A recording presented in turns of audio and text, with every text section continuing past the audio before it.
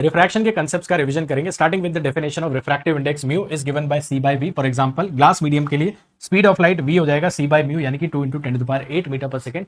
And of course the most important thing in refraction Snell's law which is mu one sine i equal to mu two sine r से ज्यादा question हो जाते हैं, इस form से ये derive होता है, इस चीज को ध्यान में रखना है। एक special case of total internal reflection जहां पे इंसिडेंट रे अगर थीटा सी एंगल पे आती है, रिफ्रैक्शन जस्ट होता है आर की वैल्यू 90 डिग्री स्नेल्स लॉ में ही रख के sine theta c equal to mu rare by mu dense formula आता है। ज्यादातर क्वेश्चंस में एयर मीडियम गिवन होता है तो रेयर को 1 रख के sine theta c 1 by mu formula भी वहीं से बनता है। आपका एक ऐसी सिचुएशन जहां पे सोर्स एच डेप्थ में है, म्यू मीडियम में, light rays r radius of circle के थ्रू इमर्ज करती है, where r is given by h by root of mu square minus 1। ध्यान में रखना है इस फॉर्मूले को। एंड मल्टीपल पैरेलल बाउंड्रीज पे अगर रिफ्रैक्शन हो रहा है तो sine theta 1 into mu 1 equal to sine theta 2 equal to mu 2, इस तरह की इक्वेशन से mu sine theta equal to constant general form से आपका आंसर आ जाता है।